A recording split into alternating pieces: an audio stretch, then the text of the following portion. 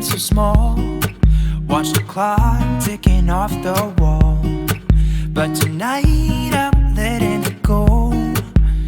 Spend my coin for sure.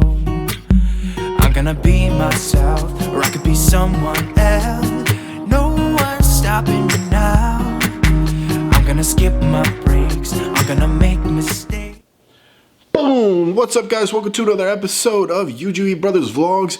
Of course, you don't know who I am. My name is Rob. I'm one of the UJUE Brothers. This is my show, Savage Kitchen. And boy, do I have a special one for you today. This is a meal that will just punch you in the face with flavor. This meal is so freaking easy, guys. And let me tell you something. It's vegetarian. It's vegetarian. I know I've been promising you guys a vegetarian dish for a long time. I have not done it.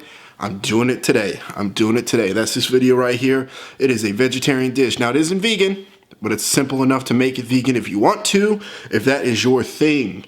But this is a beautiful, well-rounded dish that will just punch you in the face with flavor, and you are going to love it, let me tell you. Let me tell you. Now, I made this dish.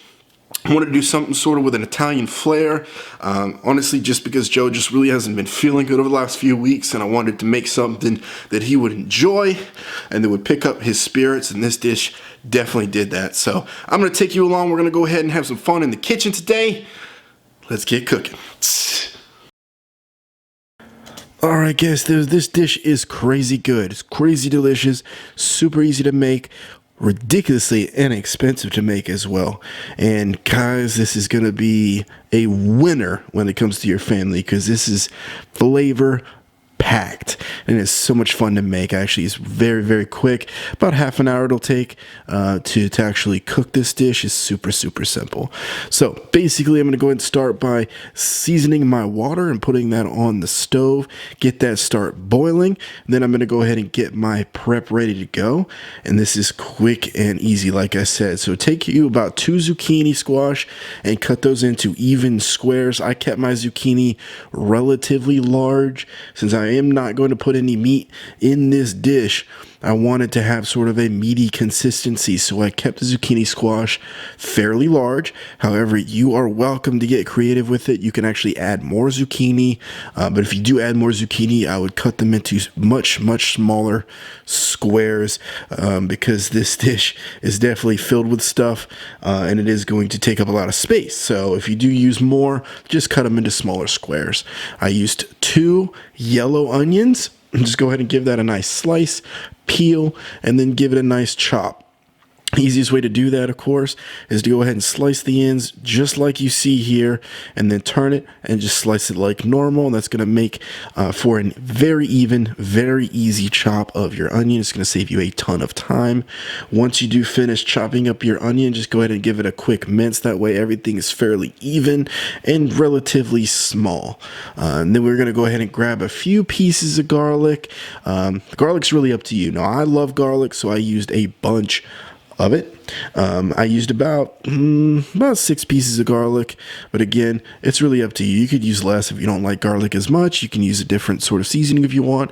You can leave the garlic out if you want, but if you're going to use garlic, easiest thing to do is go ahead and crush the clove, separate them out, and then give each individual piece a nice crush. That makes it super easy to peel the skins off. It also begins to start to release the oils in the garlic, which is going to make those flavors really come out. Once you flatten out, just give it a nice chop. Because you are going to crush them, it actually ends up being very even and very easy to slice. Once you do slice those up, just give it a nice little mince.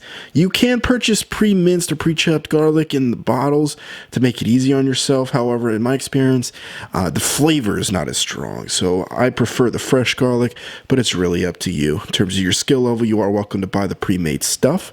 I also picked a beautiful piece of mozzarella from the store. This is just a Publix brand mozzarella cheese. You can get better brands of mozzarella, but yeah, that's really up to you. I just chose what I could come up with easily, but basically all you're going to do is just cut that into fairly even squares, very similar to the zucchini squash.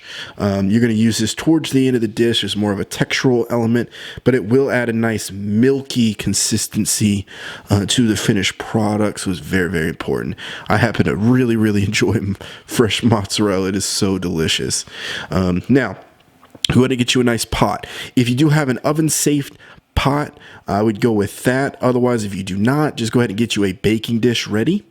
Now, you are going to want to get your pot nice and hot. Once you get that hot, and the easiest way to tell is to go ahead and throw a little bit of water in there. If the water happens to dance, it is hot enough to go ahead and put your oil in. If you don't have your pan hot enough before you put your ingredients in, you will get things sticking to your pan. So make sure it's hot enough. Once you have your oil in there, heat it up. Put your zucchini in, and you're going to want to go ahead and put a nice even brown. Try not to overcook your squash. It is sort of easy to do, but as soon as you see it start to get a nice yellow brown coat on the outside, it's ready to go. Then go ahead and toss your onions and toss your garlic in, and you're going to go ahead and saute those, of course, until they get soft. Also put your spices in.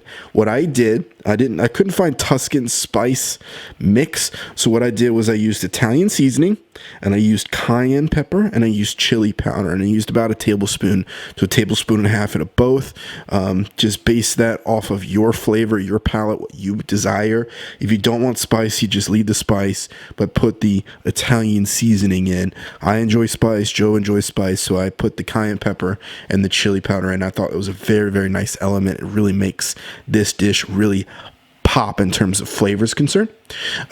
Basically saute this down until your garlic and your onions are cooked down and soft and translucent, and that's going to add a sweetness and a spice to this dish as well, and very nice flavor element. And of course, boil your pasta until it's about done. Now, I used whole wheat pasta in this case. You can use vegetable pasta. You can use regular pasta. It's really up to you. But penne pasta of this particular dish actually was really good. It held the sauce really well. And as far as texturally speaking, it really, really, really works for this dish. And once that is done, just go ahead and toss that in the pan with your vegetables. And go ahead and throw additional seasoning on top of that. Again, I just put Italian seasoning, cayenne pepper, and chili. But like I said, if you do not like spicy, just leave the spice out. Just put the Italian seasoning in. And I used an entire 16-ounce bottle of marinara sauce. If you would like to make your own, you're certainly welcome to do that. I just bought mine at the store. I used an organic, clean, no fillers, no high fructose corn syrups type of marinara sauce, and it was like sort of a garlic marinara sauce, and it was delicious. So good. So I put the entire bottle in there, and then you're going to go ahead and sprinkle Parmesan cheese in that mix it around, give it a nice stir, and let that cheese melt. Look at how beautiful that is. Look how beautiful that is. That cheese begins to melt. It begins to break down the acidity of the sauce in this dish and just gives it a nice creamy element. And it also holds it together structurally speaking. And then once that's done, either take it off the heat if you have a pan that can go into the oven. I do not, so I used a baking dish here. And I did go ahead and throw some salt and pepper on the top of this just to add for some additional seasoning. You do not have to do that. This is just my personal choice. And it actually worked pretty well. Wasn't too bad at all. Make sure it's evenly spaced, and then I can get my mozzarella out. And what you do with this mozzarella is you go ahead and place that into individual portions of your pasta, sort of based on wherever you sort of want to put it. I wanted to space them about 1 inch to 2 inches apart, just to make sure that anytime you got a scoop of this particular dish, you were going to get at least 1 or 2 pieces of that mozzarella when it gets melty, because that's going to add a beautiful little milky, sort of melty textural element to the individual pieces that you get out of this dish. Again, this cheese cuts down the acidity of the dish quite well. Marinara sauce, red sauces in general, because it's tomato base, tends to be extremely acidic, and some people can't really handle that. But also, the cheese just sort of balances that out, so it's sort of even on your palate. I used a ton of it because I freaking love cheese, and it's great to go savage. I sort of ran out of spaces, so I put in there. Now you can layer this as well, sort of like a lasagna.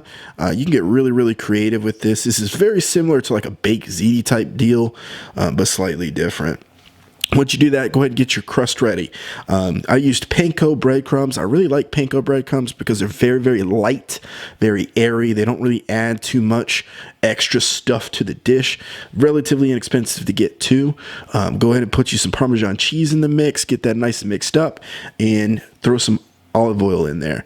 I used about a tablespoon or two. It just really depends on how much crust you want. But what this does is actually going to hold that mixture together, and it's going to actually help in the oven to crisp it up, give it a nice brown color as well as a nice crunch element when it's all done. So the cheese is going to melt, but because that oil's in that panko breadcrumb mix, it's going to hold together. It's going to really crisp up very nicely. So you have that beautiful crust on top. For some reason, that just adds just a nice structural sort of textural element when you bite into your pasta that's just fun to enjoy. Now just go ahead and spread that nice and evenly all over your pasta mix. This was just enough. So I used about 1.5 cups of breadcrumbs. You probably could do a little bit more, maybe 2 cups of breadcrumbs. It's really up to you. Just sort of get creative with it. If you wanted to put some additional seasoning in that, you could too as well. I chose not to, but you definitely could add some fresh herbs in there. Just anything you want to sort of give that an extra flair. This whole thing is just about making you be creative in the kitchen, having fun with it. But once you do that, just go ahead and throw that on the top rack. Now, your oven should be about 500 degrees Fahrenheit if you're baking it, or using the broiler, have that on high. But look how beautiful that is. You have these beautiful melty, milky pools of mozzarella that just stretch when you come out, when you actually scoop it out. Then you have these wonderful brown sort of crispy mountains of texture on the top of this dish. It came out beautiful. I just absolutely love this dish. This dish was balanced. It had great seasoning, great spice, great texture, and it was just a fun dish to eat. Where it lacks in sort of color, it makes up for in just this beautiful texture balance of all kinds of different. You get the soft sort of meatiness of the pasta. You get the soft meatiness of that squash with the bite of the garlic and the onions and the crunch of that crust. And then you just get this stretchy milkiness of the cheese in there. And then as soon as you get a piece of that mozzarella, oh my God. Oh, so good. Look at that. Look how beautiful that is. Watch this cheese. Oh yeah, baby. Look at that. Look how crunchy and crispy that crust is. I mean, it is absolutely wonderful. Ooh, man, I was excited. Trust me, this will have your house smelling so damn good. You are going to be ready to eat this dish. And you're not even going to think about the fact that there's no meat in it. It's just so hearty, so delicious. And there's so much nutritional value in this. Now, I chose wheat pasta in this case only because I didn't really want to have that simple carb element. I wanted to go with a complex carb simply because Joe's having some issues with his sugar, and I didn't want to have him have a very large sugar spike. So easy thing to do is get you some vegetable pasta or some whole wheat pasta, and that's what I did. But whew, look at it.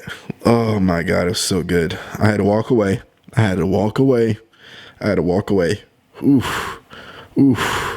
Guys, this dish is so good. It is so good.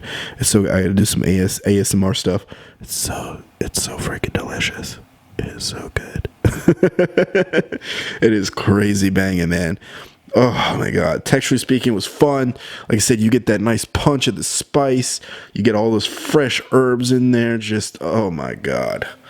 Thinking about it makes me so hungry right now. I'm so sad that we don't have any left. I'm so sad right now. Oh man. Guys, make this dish, man. Make this dish because it's easy. It's inexpensive. You can feed your whole family for a few dollars. Oh man, literally, I think this whole dish cost me about $4 or $5. Yeah, all I had was the most expensive thing was probably the mozzarella. Everything else was about $1 each. So do it. Ooh, what's up, guys? Thank you so much for watching this episode of Savage Kitchen, man. I had a blast making this dish and making this video. I really hope you enjoy these episodes I'm making for you guys. This dish, like I said, was crazy inexpensive, and it is so fire, man. And it is so dang good, guys. Get out there, get experimental, get savage in those kitchens, man. Make some good food, have some fun, man. There's so many great ingredients out there, so many cool things you can do in the kitchen. You'd be surprised. So just get out there, man. Guys, there's so many more episodes coming your way. I've got so many great ideas. If you have any ideas, guys, please comment below. Message me on social media. Email me. Whatever you got to do, give me those recipes, and I'll see what I can do. If you are interested in any UGE merchandise, check it out. There are so many items on there. I've been busy, guys. I've been a busy bee. So check it out at uguebrothers.com. Of course, as always, comment, like, and please subscribe. There's so much more content coming, guys. Anyway, peace and love.